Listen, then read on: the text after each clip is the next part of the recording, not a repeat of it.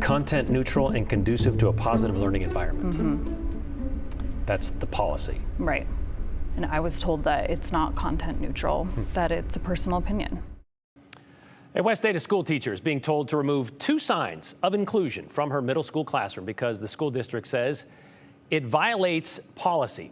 Sarah Inama has taught world civilization to 6th graders at Lewis and Clark Middle School for the past 4 years. And for the past 4 years, Sarah had these signs up in her classroom. One that said, "Everyone in this room is welcome, important, accepted, respected, encouraged, valued, and equal," written over the colors of the rainbow. And another that said, "Everyone is welcome here," showing hands of various skin tones, hearts in the palm, those kind of things. You know, pretty benign signs if you look at them. And before we go any further with this, the sign with the rainbow colors, not the same as an LGBTQ flag, although Sarah says she's very much an ally, she just doesn't advertise it in her classroom. So for 4 years, these signs have survived sans harassment. Nobody said a word about them. That is, until about a month ago. My building administration came to me during my lunch period and told me that they needed to be taken down by the end of the day. They told me that they were in violation of district policy because in today's political environment, they're considered a personal opinion. Did they say somebody complained about them? No.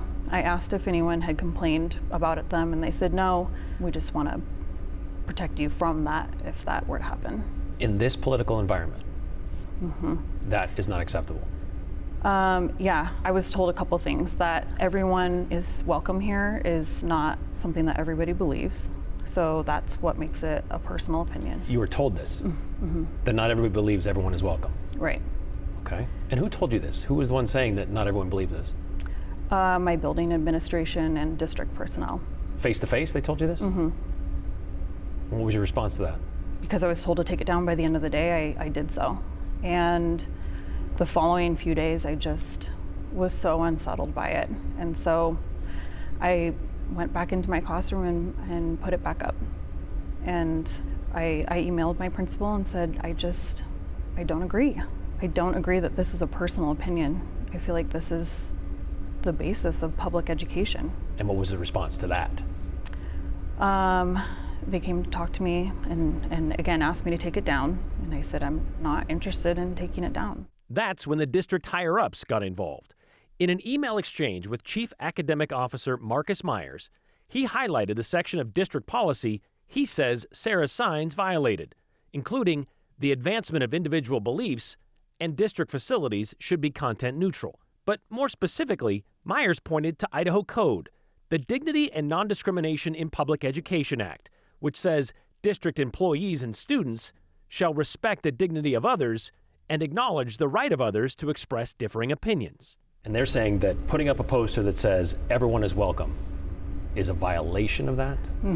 Yeah, because everyone is welcome here, especially since the poster emphasizes in regards to skin color with the images of the hands, that is considered something that people have differing views on. And the differing view would be racist? I mean, I can't even wrap my head around what other differing view of it would be. I mean, except for something that's exclusionary. So everyone is welcome here really isn't a personal statement, it's non-discrimination. It's verbatim on our Explorer Way posters. That's true. Sarah says these posters, made by the middle school principals and put up in every classroom, lay out what it means to be a Lewis and Clark Explorer, welcome others, and embrace diversity. Isn't everyone is welcome here the same thing? It is welcoming others and it is embracing diversity. And these are the students that are in our community. I just feel like,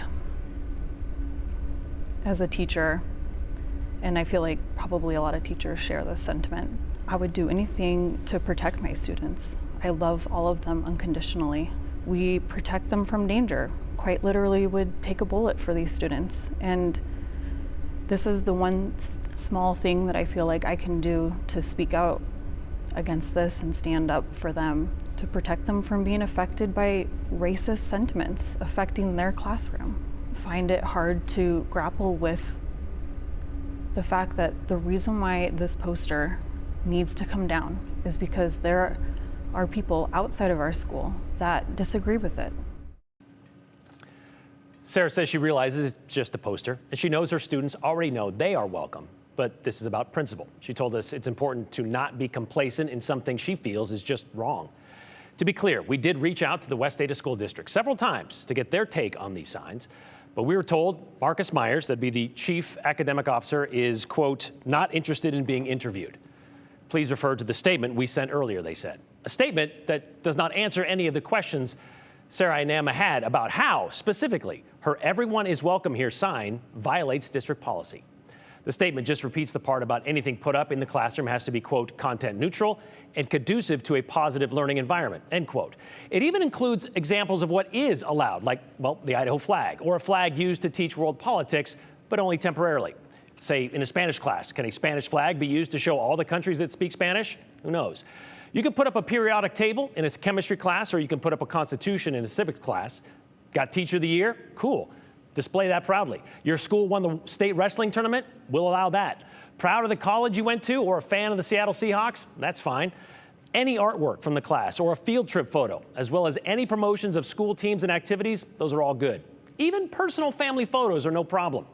The district even put in an including but not limited to clause with this policy, but apparently everyone is welcome here is beyond their limits. In that email, trying to show Sarah where her poster violates policy, the district directed her to that Idaho code that we mentioned, the Dignity and Non-Discrimination in Public Education Act, passed in 2021. Remember that? Well, because Idaho schools were riddled with critical race theory, this law says, saying anything that, quote, inflames divisions on the basis of sex, race, ethnicity, religion, color, national origin would not be allowed in Idaho public schools. No school shall compel students to personally affirm, adopt, and adhere to any tenet that any sex, race, ethnicity, religion, color, or national origin is inherently superior or inferior.